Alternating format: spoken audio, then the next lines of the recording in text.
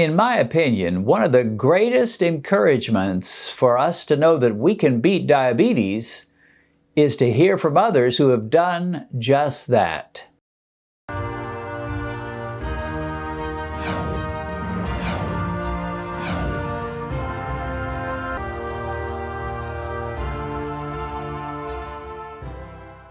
Today we're going to hear from a friend from the North. His name is Rod Krpan, and he lives in British Columbia, Canada. Rod, we appreciate you coming on Beat Diabetes to share your story with all of us. Thank you. Thank you. You know, in America, one of our favorite Christmas songs is I'm Dreaming of a White Christmas, but I get the feeling that where you live, it's always a white Christmas. Every year, yeah. Every year we get a white one, yep.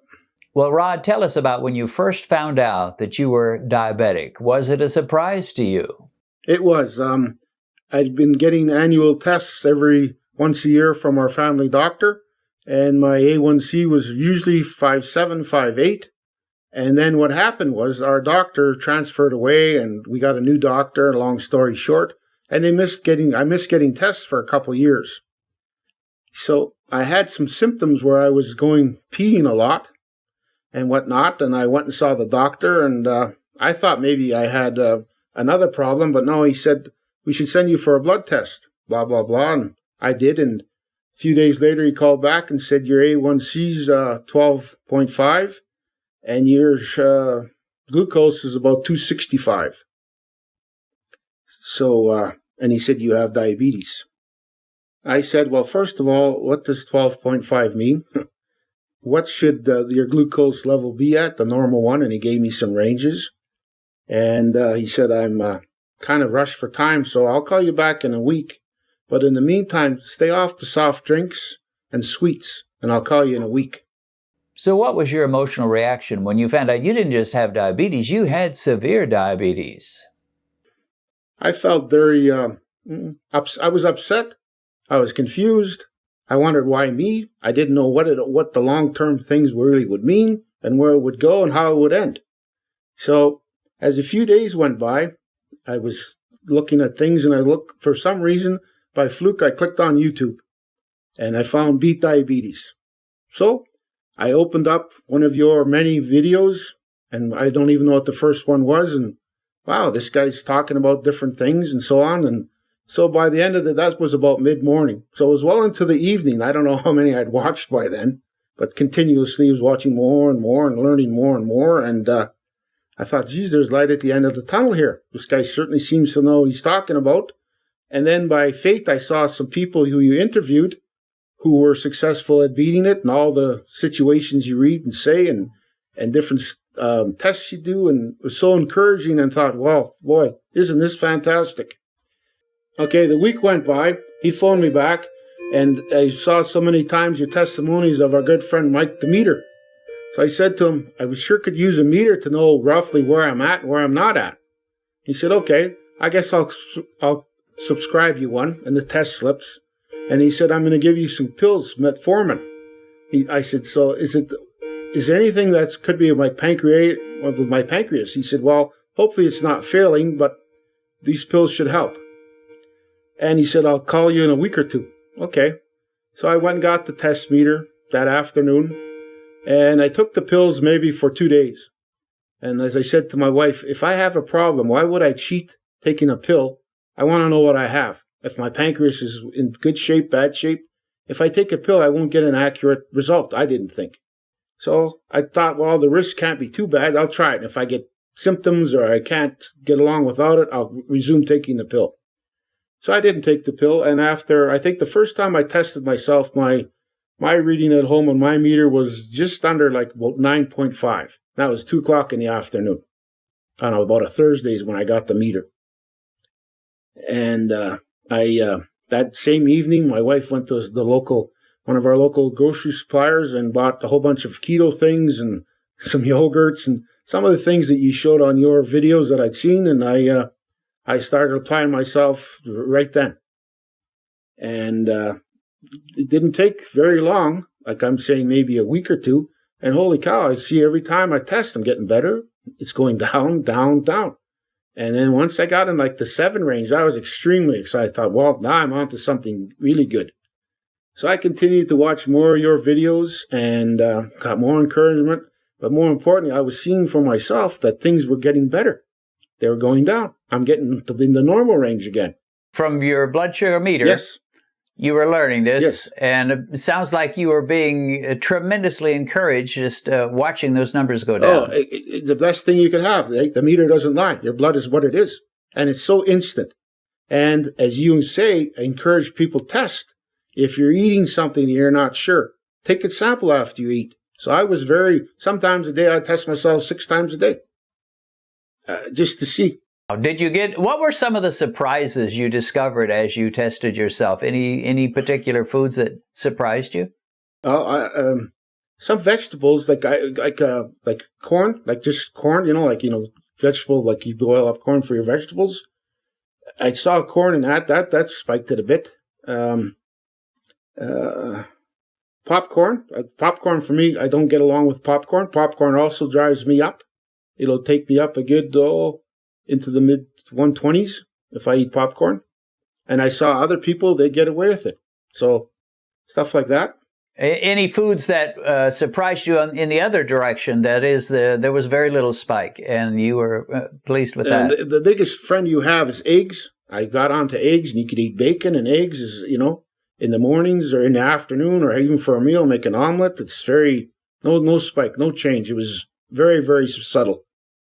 And the stuff like, of course, I barbecued a lot because it was still summer up here. So like a barbecued steak or a hamburger or pork chop or whatever meat. No problem. Fish, the same thing, very low. Yeah. And I was surprised too. And you say like butter, you'd think that butter but butter's your friend. It's good for you. Not a whole pound, but within reason. So that's good. Gives you some flavor. It's good on your vegetables, and yeah. So you are learning from some of my videos. You're learning from your own tests. Yes. Let's talk about your doctor. Did he give you a plan, a strategy? What basically did he say? You mentioned how he prescribed metformin, but did he give you any kind of a dietary plan or any kind of advice along those lines? No, what he did say to me when he phoned back the second week after he gave me those metformins, he said, well, you should maybe make an appointment to see a dietitian and we'll adjust your pills and whatever. And he said, just try to keep your ranges like 10, 11, 12. That should be okay. And I'm thinking, really? How's that okay? That's way too high. I said, I'll tell you what, I'll let you know. I'll get back to you. I never got back to him. I thought it was too out of ranges for me. I'd rather stay on the course I'm on. And that's what I did. Again, from your videos, from testing, I didn't go to a dietitian, and on and on and on. Yeah, well, obviously you took a pretty aggressive approach to attacking this thing. Is that your personality? Have you always been that aggressive, or you were just kind of desperate? Well, when I saw that if you're going to eat something, you have to hedge your bets to take a whole bunch of insulin in case you're going to have a regular meal or eat something like with starches or drive your sugar up. Who wants to live like that? When it's so easy I wouldn't say so easy, but it became very easy just to change your diet, and you'd be so surprised, as you well know, how quick things will change. Did you have any problems with just the idea that you could no longer eat the way you used to eat? Did that bother you much, or you were just happy to have the low numbers? Well, luckily, what went on in my brain is that I got here by one reason, by overeating and overindulging, as a lot of people do. And as you get older, I don't do sports. I've had my left knee replaced. I struggle doing walking. I have to walk with a cane as I'm waiting for my other knee. Now with COVID, it's been so delayed. So again, you become unfortunately, your worst enemy is yourself. If you don't discipline or the light goes off, you're headed for worse things. And I thought, well, rather than see people having my leg cut off or stuff like that, I'd rather stay the course and sacrifice or give up some sweets or potatoes or the rices and the noodles just to live a normal life. And you began to see results fairly quickly, which I'm sure motivated you all the more. When did you have your next A1c done? You mentioned it was 12.5 when you first found out, which is terribly high. How long was it till you had the next A1c? That was in late August, and I couldn't get in because of COVID restrictions. You got to make appointments here because it's had a big impact on our medical system, as I'm sure it has everywhere. So I had to wait until early December, just over 4 months. So in all honesty, it was actually only like 3 where I think I was safe, but I had it done at very second day of December, and then he called me. And he told you? He told me, good morning, I have your A1c, your A1c is 5.5. Now, that was a Tuesday, and I don't know if you heard Texas, me yell how happy I was. It could have echoed all the way to Texas. That's how happy I was. Well, I don't blame you, but my question is, how was the doctor? Was he thrilled, happy, excited, wanting to know what in the world have you been doing, or was it just matter of fact with him? He was pretty low-key. He said, that's good. He said, what did you do? What have you been doing? And I said, I've changed what I've eaten. I've cut my carbs. I've watched some videos, and I've watched some, I've watched the Dr. Fung on there, Dr. Berg, some other people who have videos that are kind of connected with your page, and I've been following their advice, and I've been seeing the results. I mean, it's so encouraging. Why wouldn't you? So that's what I did. And what was his response when you told him that? He said, well, that's good. He said, well, we'll see you on your next A1c how things go. I said, I'm looking forward to it. And it's nice to see. I like to see, I'm always encouraged when patients change what happens to them. So that was about as warm-hearted as he got, for lack of a better word. But I don't know him very well either. I only saw him a couple times. Okay. So this was this last December, about a month ago that you had this? Yes. A1c? Yeah. Mm-hmm. So you'll have another one, in March. I guess maybe, March. Yep. And your numbers are still looking good? Yeah. Again, in Canada, as I say, my sugar this morning was 5.1. So okay. We use a different range than you, but that's what, I have to look at my book real quick, but in the high 80s, which is good. That's not just good, my friend. That is outstanding. That is wonderful. That's fantastic. There aren't enough superlatives to use for that kind of progress. And obviously, your pancreas has recovered and is doing pretty well with this new program. Thing you see with the pancreas, what scared me at the beginning, when you asked me about my diabetes, no, but I've had some uncles who've passed away from pancreatic cancer. So I was worried that I might be, I still could be, but what was good is I've lost some weight. I've lost 50 pounds. My blood pressure used to be in the 140s. Now I'm usually around, let's in the 80 range, 82, 85, 86 and that. So it was a win-win-win. Well, that is great. One thing I'm a little curious about, Rod, you mentioned how you ran across my videos early on. Yes. And almost immediately you decided I was telling the truth and what I was saying was sensible. Well, again, as I say, I spent the better part of that one day, probably 6-7 hours of watching videos. And every one that I saw, the conclusions were always the same, especially if you make comparisons with people who had it or were struggling with it and showed the results. And then, as you are so kind to guinea pig yourself, like the bran flakes you ate that you said damn near killed you, the damn bananas. I couldn't believe that bananas were so high in sugar. Everyone eats bananas, but boy, that's one thing I was very shocked about was the bananas. And as you continue to show that and you show the results on the meter, well, you don't take Einstein to say there's some truth here. Hey, look at it. The facts, there's the facts. They don't lie. That's what it is. Well, that is exactly right. Well, I am so happy for you.